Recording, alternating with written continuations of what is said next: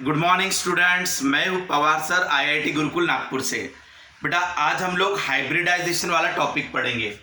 यह hybridisation topic काफ़ी interesting और इम्पॉर्टेंट टॉपिक है। बेटा इसको समझने के लिए मैं आपको एक छोटी सी स्टोरी बताऊंगा, आप बराबर ध्यान देना। बेटा ये अपना पूरा कार्बन एटम। अब ये कार्बन एटम में ये होता है सेंटर में न्यूक्लियस। यहाँ ये मैंने ऑर्बिट बताया, लेकिन ये मैंने ऑर्बिटल बताया। एक पॉइंट याद रख लेना, ऑर्बिट यानी टू डायमेंशनल कि इलेक्ट्रॉन ऐसा घूम रहा है।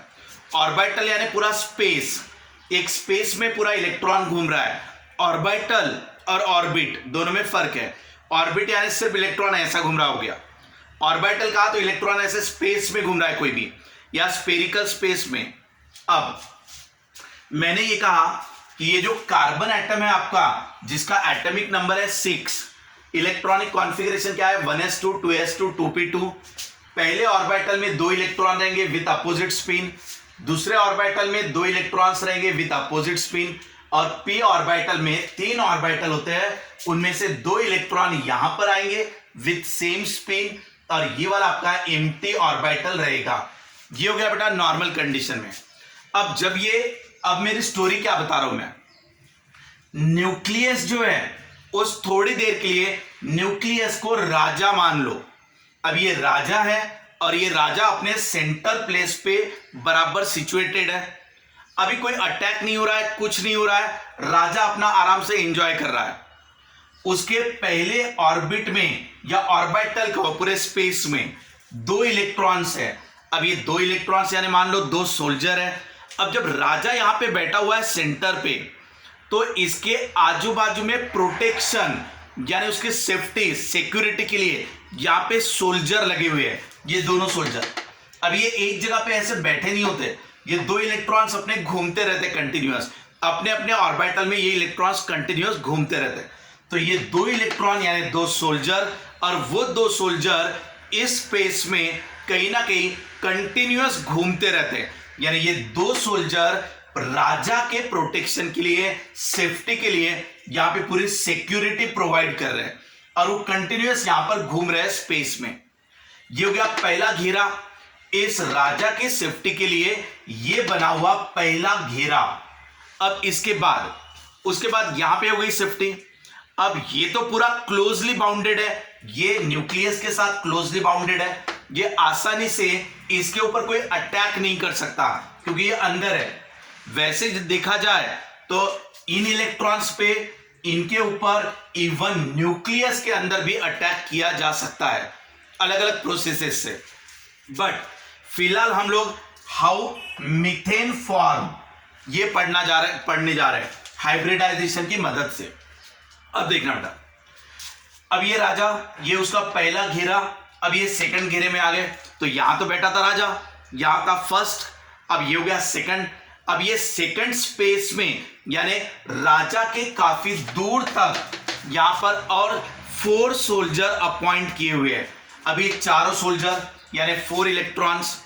अब ये इलेक्ट्रॉन्स का एनर्जी लेवल अलग होता है, इसका एनर्जी लेवल अलग होता है, क्योंकि ये हो गया आपका फर्स्ट ऑर्बिट, ये हो गया अपना सेकंड ऑर्बिट। लेकिन ये जो सेकंड ऑर्बिट है यानी सेकंड ऑर्बिटल, इसको स्प्लिट किया जाता है 2 ऑर्बिटल में, यानी एक s ऑर्बिटल एक p ऑर्बिटल, क्योंकि इनके एनर्जी में थोड़ा सा डिफरेंस होता है। अब ये देखना बेटा, इसका एनर्जी लेवल अलग होगा, ये वाला 2s2। अब ये हो गया तेरा 2p1, ये हो गया 2p1। इनके एनर्जी लेवल अलग अलग हो गए, इनके एनर्जी लेवल सेम रहेंगे लेकिन इसका एनर्जी लेवल अलग रहेगा। अब ये राजा आराम से बैठा हुआ है, ये सोल्जर भी अपनी अपनी जगह पर आराम से बैठे हुए हैं, जब तक कोई अटैक नहीं करेगा तब तक। अब ये सोल्जर अपना आराम से मीटिंग कर रहे हैं। ग्राउंड स्टेट पे यही चीज होती है कार्बन एटम के साथ, लेकिन जैसे ही कोई हाइड्रोजन उसके ऊपर अटैक करने आएगा, जैसे कोई दुश्मन यहां पे अटैक करने आएगा चारों तरफ से, अब बेटा ये चारों तरफ से अटैक स्टार्ट हो गया। किसने अटैक किया? कोई एनिमी होगा। तो ये जो दुश्मन यहां पे अटैक कर रहा है वो है अपना हाइड्रोजन। अब हाइड्रोजन जब यहां अटैक करने आएगा चारों तरफ से, तो यहां पे तो सोल्जर काफी है, यहां पे भी सोल्जर है, यहां पे भी सोल्जर है, लेकिन यहां पे तो कोई सोल्जर है ही नहीं। तो ये तो गया तुम्हारा एम्प्टी ऑर्बिटल। अब ये जो बॉर्डर थी, ये बॉर्डर पे अपने सोल्जर सब यहां यहां और यहां पर है, ये वाली जगह तो खाली रह गई।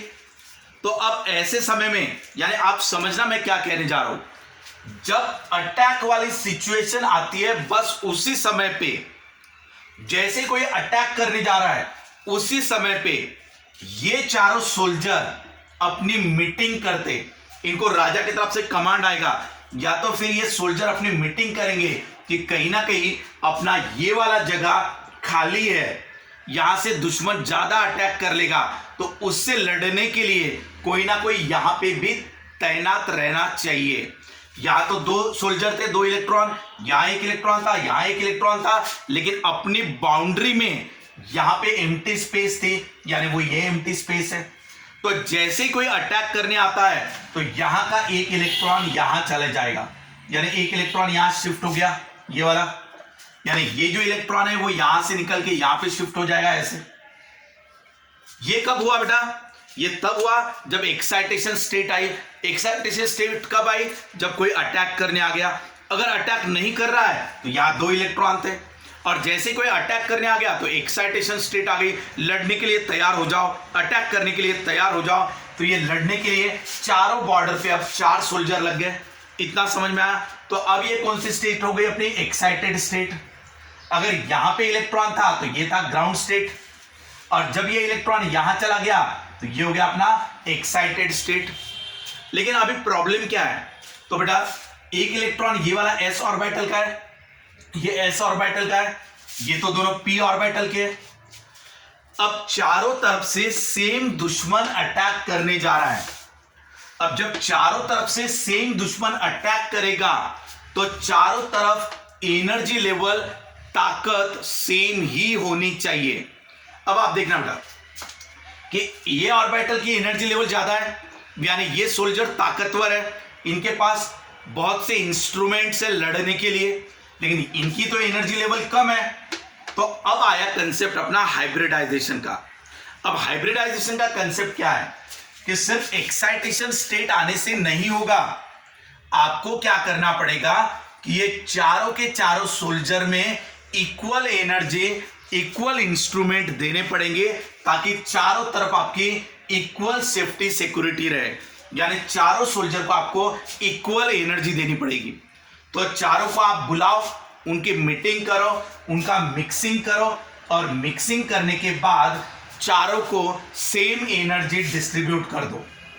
ये हुआ अपना हाइब्रिडाइजेशन का कंसेप्ट। बेटा हाइब्रिडाइजेशन में क्या होता कि जिनकी सेम एनर्जी है, जैसे ये दोनों की सेम एनर्जी है और लेकिन इनकी अलग एनर्जी है, लेकिन ये नियरली सेम एनर्जी है। नियरली सेम क्यों? क्योंकि ये भी 2 है और यहां पे भी 2 है, तो ये s ऑर्बिटल है, ये p ऑर्बिटल है, तो इन दोनों की नियरली सेम एनर्जी है, नियरली इक्वल एनर्जी, और ये दोनों की तो सेम एनर्जी है। व्हेन 2 और मोर देन 2 ऑर्बिटल्स, जैसे ये हो गए, having same or nearly same energies combined together, intermix, यानी ये पूरे कंबाइन हो जाएंगे, ये मीटिंग करेंगे, और मीटिंग किस लिए करेंगे? ताकि चारों को भी इक्वल एनर्जी डिस्ट्रीब्यूट हो जाए। अब बेटा यहाँ पे चारों को इक्वल एनर्जी डिस्ट्रीब्यूट कर दिया, तो ये हो गया आपका हाइब्रिडाइज्ड स्टेट। अब चारों सोल्जर अपने इक्वल एनर्जी को लेके इक्वल कॉर्नर पे जाके बैठ गए, ये अपना हाइब्रिडाइज्ड हो गया। अब देखना, यहां से जो इलेक्ट्रॉन अटैक किया, इससे लड़ने के लिए ये इलेक्ट्रॉन तैयार है, सो ये 1s वाला इलेक्ट्रॉन और ये 2s वाला इलेक्ट्रॉन, ये कंबाइन हो गया। अब यहां 2s नहीं कहेंगे हम लोग। अब देखना, ये कहां का था? s ऑर्बिटल का, ये था p का। बेटा ये एक्साइटेड स्टेट में ये p ऑर्बिटल है, ये क्या है अपना s ऑर्बिटल।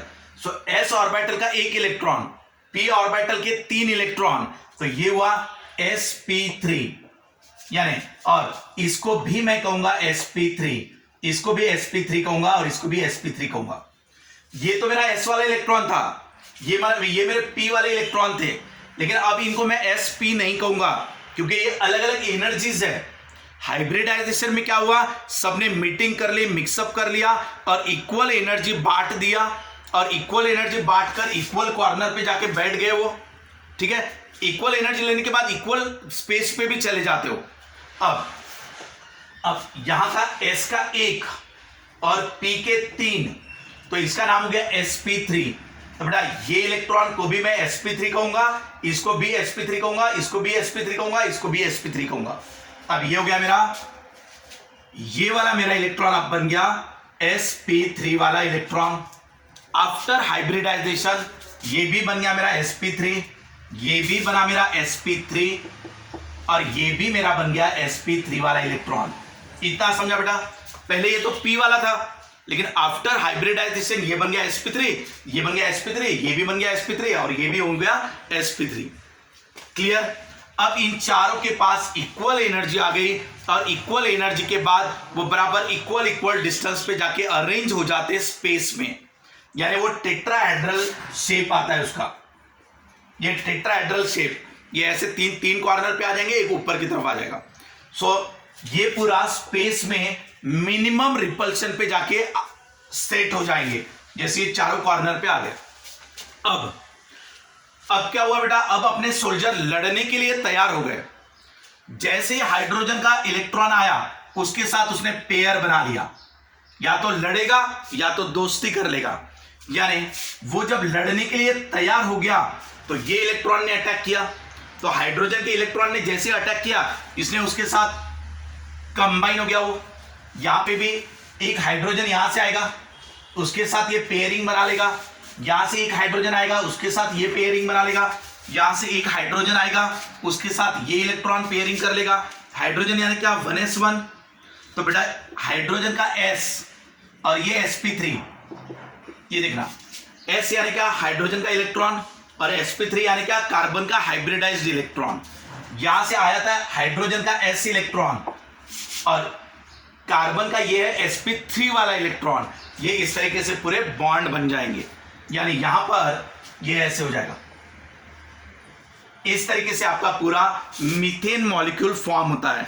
अब देखना बेटा, एक कार्बन था सेंटर में ये वाला, इसके हाइब्रिडाइज्ड इलेक्ट्रॉन ऐसे आ जाएंगे, या हाइब्रिडाइज्ड इलेक्ट्रॉन, ठीक है। अब इनके ऊपर कौन अटैक कर रहा है, हाइड्रोजन। ये मिनिमम रिपल्शन पे जाके अरेंज हो गए, क्योंकि अगर ये नजदीक रहेंगे तो रिपल्शन से ये दूर जाएंगे, दूर जाने के बाद वो मिनिमम रिपल्शन पे जाके सेट हो जाएंगे, यानी ये टेट्राहेड्रल शेप बनाएंगे। इसके साथ हाइड्रोजन का इलेक्ट्रॉन या हाइड्रोजन का इलेक्ट्रॉन, और बेटा ये बन गया आपका CH4 मॉलिक्यूल। समझ में आया। अब बताओ मुझे what is the hybridization. Hybridization यानी कोई भी एटम, फॉर एग्जांपल कार्बन, कोई भी एटम इनिशियली ग्राउंड स्टेट पे होता है, जैसे ही कोई अदर एटम अटैक करने आएगा वैसे ही उस एटम में हलचल पैदा होगी, यानी क्या होगा, उसके इलेक्ट्रॉन सब रीअरेंज होना चालू करेंगे, यानी इंटरमिक्स होना चालू करेंगे। वो रीअरेंज हो जाएंगे पहले ऐसे, उसके बाद वो इंटरमिक्स होंगे और इक्वल एनर्जी चारों में बांट देंगे, जैसे आप इक्वल एनर्जी बांट दी थी। इसे कहते हो आप हाइब्रिडाइज्ड। तो अभी आप बेटा यहां पे 3 स्टेट लिखेंगे।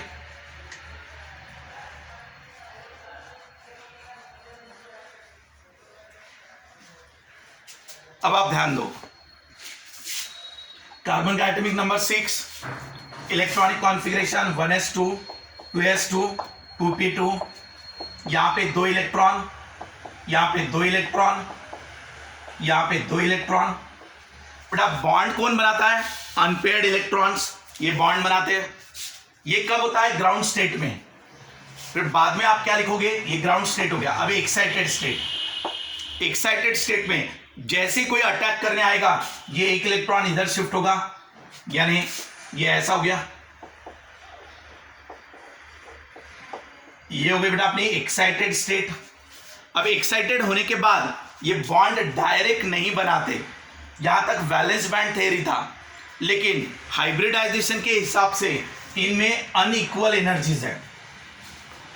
प्रैक्टिकली क्या देखा गया कि CH4 मॉलिक्यूल में जितने भी बॉन्ड बनते हैं वो सभी बॉन्ड के पास इक्वल एनर्जी और इक्वल बॉन्ड लेंथ होती है। अगर बेटा ये 4 इलेक्ट्रॉन बॉन्ड बनाए होते तो इनकी तो एनर्जी अलग अलग रही होती, क्योंकि ये इलेक्ट्रॉन अनपेयर्ड है एस में, ये भी अनपेयर्ड है लेकिन पी में, तो एस और पी में अलग अलग एनर्जीज है। जब ये बॉन्ड बनाएंगे हाइड्रोजन के साथ तो उसमें भी एनर्जी लेवल अलग अलग आनी चाहिए। तो लेकिन प्रैक्टिकली इनमें इक्वल एनर्जी रहती है। वैलेंस बैंड थ्योरी के हिसाब से इन बॉन्ड में एनर्जी अलग होनी चाहिए थी, यानी 3 बॉन्ड सेम रहने चाहिए थे और एक बॉन्ड अलग रहना चाहिए था, अलग एनर्जी का। बट बेटा प्रैक्टिकली सबकी equal energy, equal bond length होती है। तो वो एक्सप्लेन करने के लिए हाइब्रिडाइजेशन का कंसेप्ट आया। अब हाइब्रिडाइजेशन ने क्या कहा,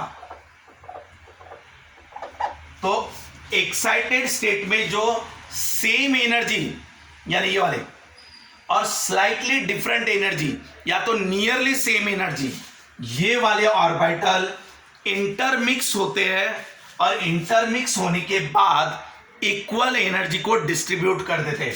तो अब ये चारों के चारों ऐसे इक्वल एनर्जी लेवल पे आ गए।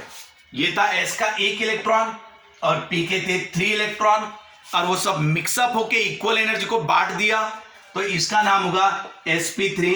ये भी ऑर्बिटल होगा sp3, ये भी रहेगा sp3 और ये भी रहेगा sp3। समझे बेटा यहां तक? ये हाइब्रिडाइज स्टेट, बेटा ये हाइब्रिडाइज, तो ये हो गया ग्राउंड स्टेट। कार्बन एटम अकेला रहा तो ऐसा रहेगा, जैसे कोई अटैक करने आएगा तो एक्साइटेड स्टेट ये बनेगी, और बाद में जैसे कोई अटैक करने बहुत क्लोज आ गया वैसे ये इंटरमिक्स करेंगे और इक्वल एनर्जी को बांट लेंगे, जिसे हाइब्रिडाइजेशन कहते हैं। और बाद में चारों अपने अपने कॉर्नर पे चले जाएंगे विथ मिनिमम रिपल्शन, यानी इस तरीके से। इसे बेटा आप हाइब्रिडाइजेशन कहते हो। अच्छा, ये कौन सा ऑर्बिटल है? एम्प्टी। ये कौन सा है? Half field. ये कौन सा है? Full field. हाइब्रिडाइजेशन किस में होता है? तो फुल फील्ड ऑर्बिटल रहे, हाफ फील्ड ऑर्बिटल रहे या फिर एम्प्टी ऑर्बिटल रहे, सभी के सभी हाइब्रिडाइजेशन में हिस्सा लेते हैं।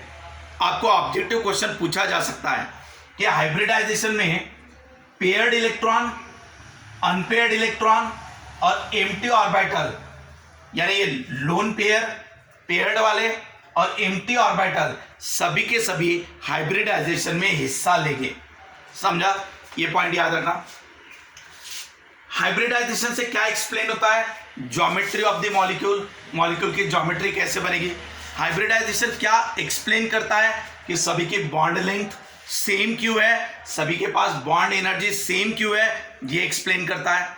वैलेंस बैंड थ्योरी का गलत क्या था? तो उसके हिसाब से एनर्जी अलग अलग आ रही थी। हाइब्रिडाइजेशन ने एक्सप्लेन कर दिया कि सभी को इक्वल एनर्जी और सभी का इक्वल बॉन्ड लेंथ रहेगा और सभी टेट्राहेड्रल शेप कैसे बनाएंगे। इसके बाद बेटा आप अलग अलग एग्जाम्पल से भी इसे समझ सकते हो। ठीक है, यहां तक मुझे होप है आपको हाइब्रिडाइजेशन समझ में आया होगा। सो हाइब्रिडाइजेशन फाइनली हम देख लेते हैं कि अलग अलग एनर्जी के या नियरली सेम एनर्जी के इलेक्ट्रॉन एक दूसरे में मिक्सअप होना और मिक्सअप होने के बाद सभी ने इक्वल एनर्जी को ले लेना, इसे हाइब्रिडाइजेशन कहते हैं। और बाद में फिर वो बॉन्ड बनाते हैं और आपका मॉलिक्यूल बन जाता है। ठीक है बेटा, thanks to all of you.